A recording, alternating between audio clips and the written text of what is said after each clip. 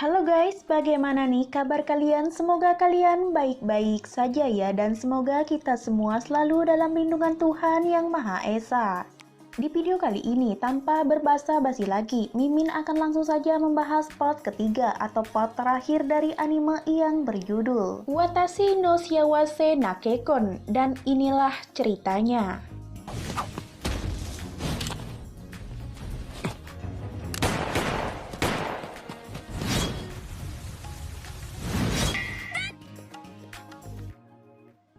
Di sini Mio pun agak kaget dengan pria yang menolongnya ini, dan karena Mio ini sedikit kaget, jadi Arata langsung pamit saja dan meminta Mio untuk lebih berhati-hati lagi. Dan sepertinya juga Arata ini sangat tahu tentang Mio, karena dia juga menganggap kalau Mio ini adalah gadis yang spesial. Sore harinya pun tiba, Kudo kembali ke rumahnya dalam keadaan yang tergesa-gesa karena dia sangat khawatir dengan keadaan Mio.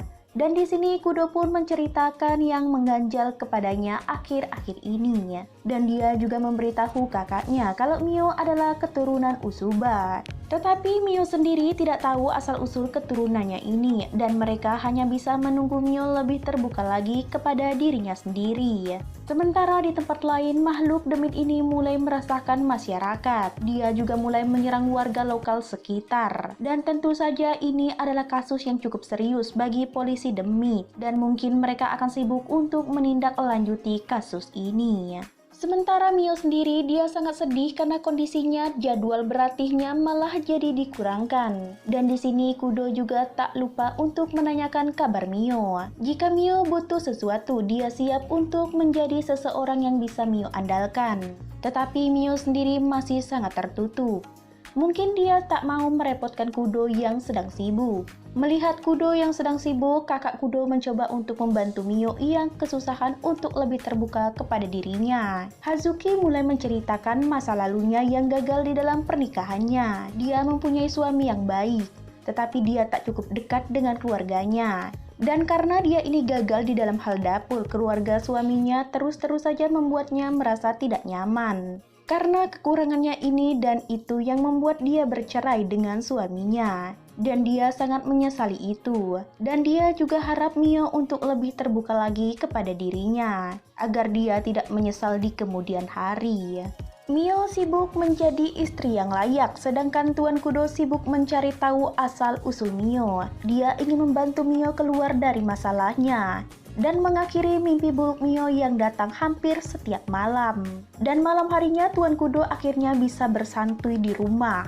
Di sini dia juga ditemani oleh Mio. Dan di sini dia berharap Mio bisa mengandalkannya di dalam situasi apapun. Dia tak ingin Mio menderita sendirian. Biarkanlah dia menjadi seseorang yang bisa Mio andalkan. Tak ingin menjadi sosok yang lemah untuk suaminya, Mio terus saja memaksakan dirinya untuk menjadi layak untuk Kudo. Sampai pada suatu hari Arata Tsuriki tiba-tiba datang ke rumah Tuan Kudo, yang dimana pada saat itu Kudo tidak ada di rumah, dan hanya Mio saja yang menyambut Arata. Dia sangat mengenal Mio karena orang-orang terus membicarakan Mio sebagai tunangan Tuan Kudo. Tetapi Arata itu sungguh di luar nurul, di mana dia terus saja menjelekan Kudo di depan Mio, di mana dia terus saja mengatakan kalau Kudo terlalu mengabaikan Mio, sehingga Mio pingsan saja dia tidak tahu. Tetapi Mio sangat tidak terima, menurutnya Kudo bukanlah orang yang seperti itu. Dia melakukan ini semua karena kemauannya, dan itu sama sekali tidak ada hubungannya dengan Tuan Kudo.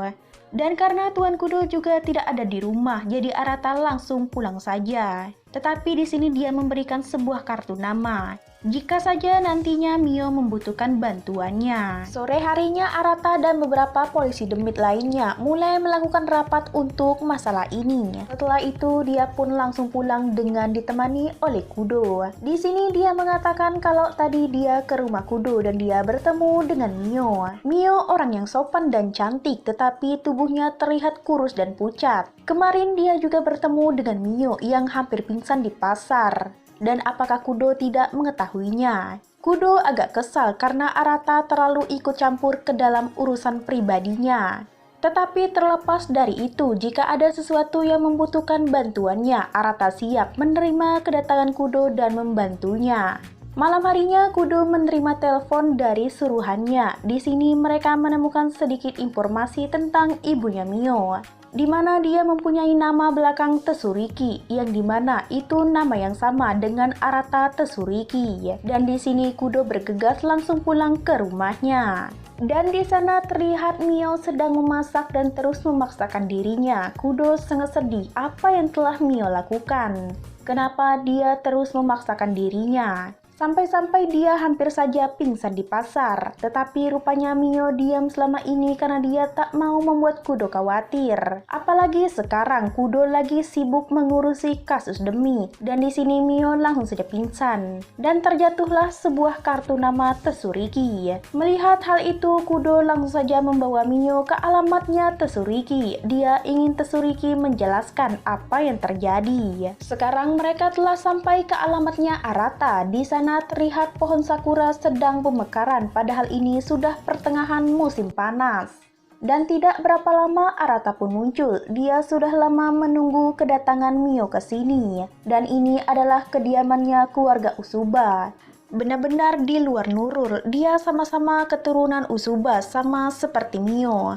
Dia adalah sepupu Mio, dan untuk mimpi buruk Mio mungkin disebabkan oleh kekuatan Mio sendiri. Wah, sungguh di luar nurul, ternyata Mio mempunyai kekuatan. Dan kekuatan itu sangat berbahaya dan sangat dahsyat. Dan tidak berapa lama kakek Mio pun muncul. Mereka langsung saja dibawa ke ruang tamu untuk mengobrol. Di rumah ini Mio merasa tubuhnya sangat nyaman untuk menyelamatkan Mio dari mimpi buruknya. Kakek Mio ingin Kudo menyerahkan Mio kepadanya. Mio adalah orang yang istimewa bagi keluarga Usuba. Mendengar hal itu membuat Kudo kesal. Sudah lama Mio menderita, kenapa baru sekarang mereka mencari Mio? Iya, kakeknya pun langsung mengatakan awalnya mereka kira Mio tak mempunyai kekuatan, tetapi lama-kelamaan kekuatan Mio terasa sangat dahsyat. Memang kutrut, karena kekuatan Mio jadi berharga. Dunia memang kelam untuk Mio, tetapi tetap saja Kudo tak bisa menerima semua ini. Dan Mio tidak akan pernah kembali ke keluarga Usuba karena dia adalah tunangannya.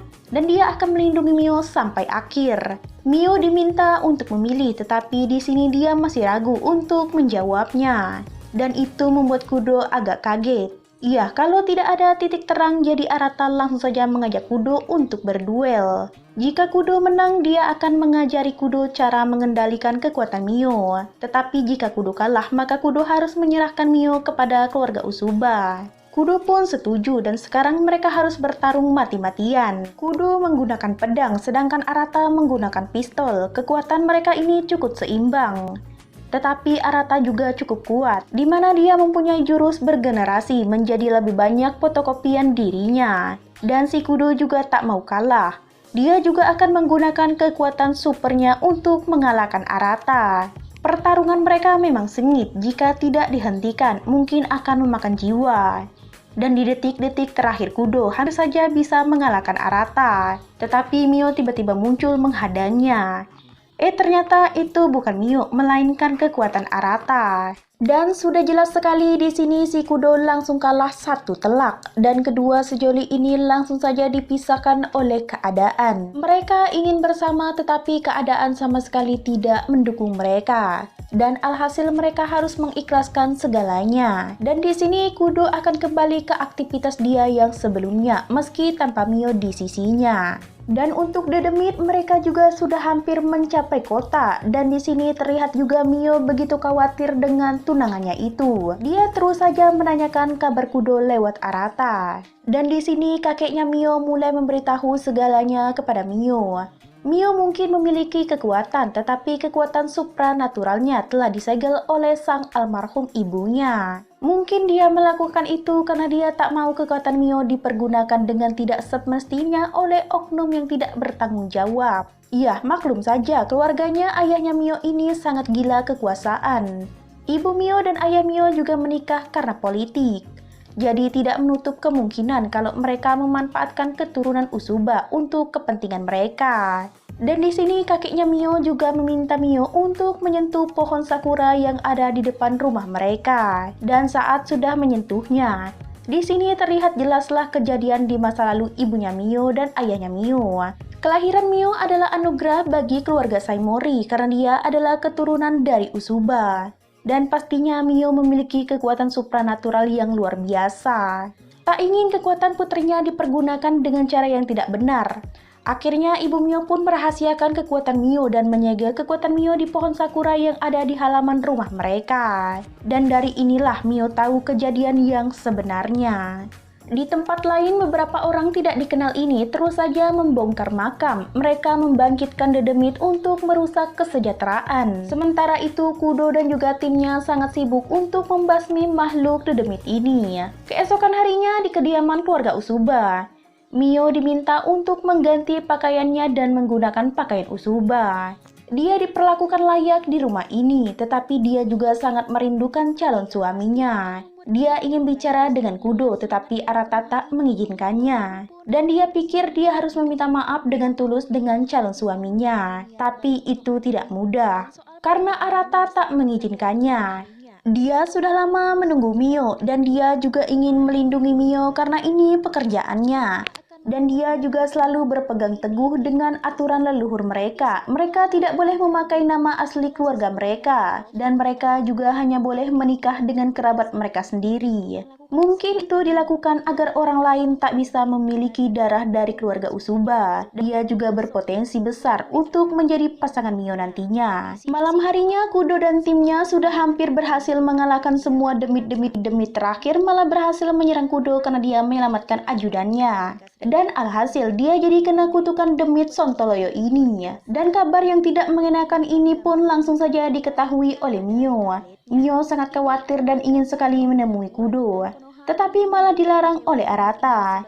Mio tak mau mendengarkan perkataan Arata karena dia ingin sekali menemui calon suaminya. Jadi Arata pun langsung saja mengatakan yang sejujurnya. Kalau yang menahan Mio ke rumah ini bukanlah mereka, melainkan Kaisar. Mereka telah membuat kesepakatan dengan Kaisar.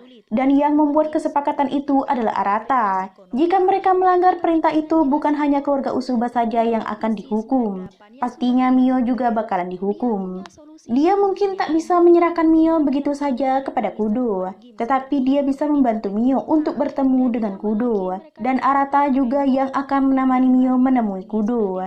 Dan di sini Mio pun sudah sampai ke kediaman Kudo dengan menggunakan baju yang diberikan oleh Kudo. Kudo tampak sedang koma karena dia melawan para demit di alam bawah sadarnya. Dan jika dibiarkan, keadaan ini akan semakin memburuk. Sementara di alam bawah sadar, Kudo terus saja melawan para demit tanpa henti sampai-sampai dia saja kelelahan. Jika tidak diselamatkan, dia mungkin akan mati di alam bawah sadar. Dan untuk menyelamatkan Kudo, Mio juga akan masuk ke alam bawah sadarnya Kudo dengan kekuatan yang sekarang dia miliki. Jiwa Mio akan terlepas dari raganya dan saat itulah Mio harus menyelamatkan Kudo. Dan sekarang Mio pun sudah masuk ke alam bawah sadar. Tetapi dia malah berada di kediaman keluarga Saimori yang dulu sebelum kebakaran. Dia masuk ke rumah itu dan menemukan dirinya yang masih kecil. Dia mengejar Mio kecil sampai pada akhirnya dia sampai ke sebuah gudang, yang dimana di sana terlihat Mio yang sudah besar. Mio besar ini mengatakan kalau Mio tak akan bisa menemui Kudo lagi. Mio akan tetap sendirian karena itu akan mudah untuknya. Kudo sangat baik, tetapi Mio menolak kebaikannya. Tapi Mio tak akan mendengarkan perkataan Mio besar ini. Dia memang gagal di dalam banyak hal, tetapi dia ingin berubah dan tak ingin memandang dirinya sebagai kegagalan. Dia layak bersama Kudo dan dia harus menyelamatkan Kudo. Dia harus percaya dengan suaminya karena suaminya juga percaya kepadanya. Dan kekuatan Mio ini berhasil melepaskan jeratan Mio besar di alam bawah sadarnya. Dan Mio pun langsung saja dibawa ke suatu tempat yang dimana di sana Kudo sedang berjuang untuk melawan para demit. Dan kedatangan Mio ini berhasil mengalahkan para demit dan juga sang dalang pembangkit demit yaitu Kaisar Kerajaan. Dia berubah dan mengancam hidup semua orang dengan kegilaannya. Dan kegilaan ini berhasil Mio hentikan dengan kekuatannya. Dan dia juga berhasil membawa Kudo dengan selamat ke alam nyata. Tentu saja itu membuat semua orang sangat senang. Dan di sini terlihat juga Arata mulai pergi begitu saja, tugasnya sudah selesai.